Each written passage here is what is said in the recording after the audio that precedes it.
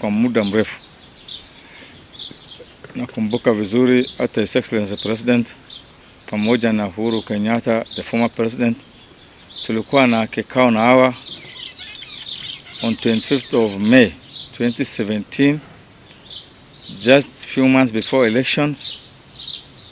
Mali mingi, thousands of livestock were stolen by Samburu, wakaua watu 7, na serikali iliamuru operation ifanyike, lakini kwa sababu ya siasa wakasimamisha ile operation.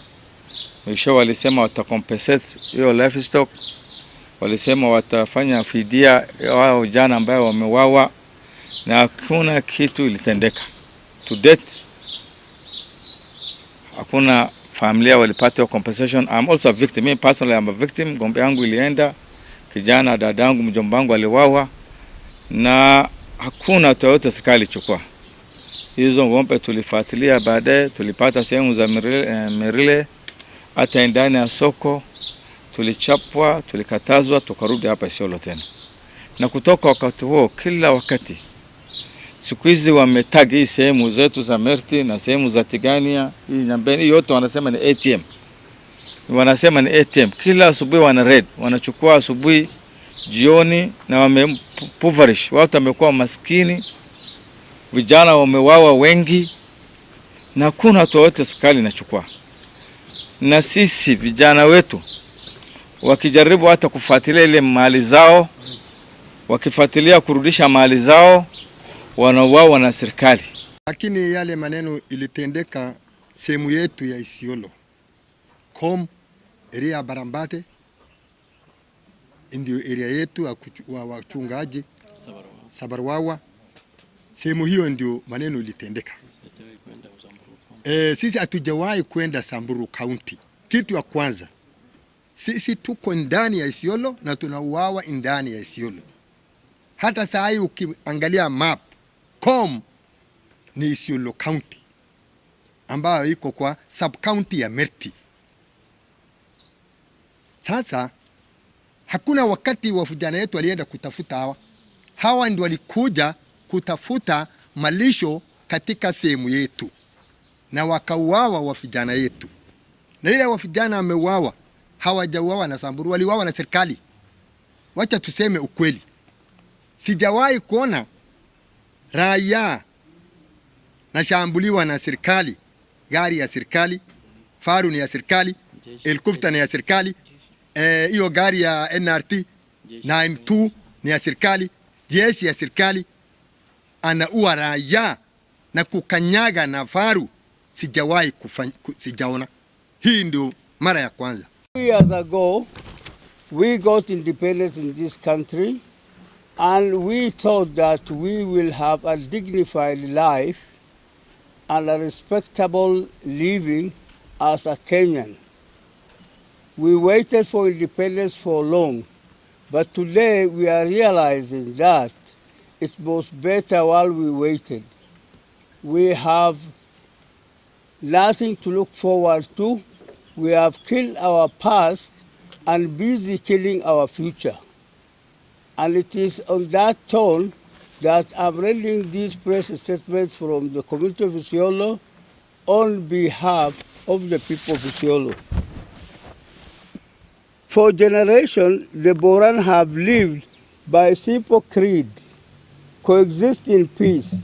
They are not known for aggression, not in business, not in politics, not in conflict.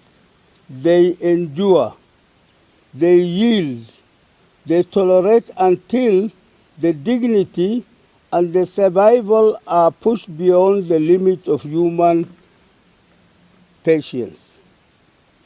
In recent years, the Samburu have launched raid after raid while within Borana grazing land in Chari and Cherab. Herds of cattle, generation of wealth and survival have been carried out relentlessly. As a matter of fact, the Samburu community has a very primitive cultural practices where for one to become a man, he must raid and kill. On 17th of October 2025, 5 Borana sons were brutally murdered by crushed under the weight of military machine meant for national defense. As if Borana land was not Kenya, as if the Boran lives were nothing for the state protecting invaders who forcefully graze our stolen livestock on our own land mattered more than protecting victims. And then came the even more cruel insult. A Samburu governor who is known for arming his Morans and encouraging them to conduct raids as a sign of bravery, shamelessly parading a wounded boy for the camera, pretending to sympathize, but in actual fact mocking the boy, while ignoring the deeper wounds that the child had already lost everything to the very raider now being shielded. His pen was turned into spectacle, not justice. This is not just neglect, it is a discrimination by authority. It is selective protection masquerading as peacemaking, and it is dangerous. Because nothing fuels conflict faster than our people repeatedly told through silence, through bullets, through indifference, that their lives do not count. If Kenya values peace, it must value all its people. If the state claims neutrality, it must prove it in protecting Boran too. The Boran are not asking for privilege. They are demanding what every citizen deserves: security, justice, and dignity. Ignore that and embers of frustration will blow into flames no one can control. In conclusion, the ISIOLO community calls upon national government, parliament, the Kenyan National Commission on Human Rights, the international community to urgently, 1, investigate the killings of Borana civilians by military forces in Masti sub-county. 2, evict all Samburu herders who are grazing within ISIOLO County rangeland with immediate effect. 3, disband all armed NRT rangers who have been found complicit in raids in ISIOLO County. 4, restore stolen Borana livestock and compensate victims of repeated attacks by Samburu.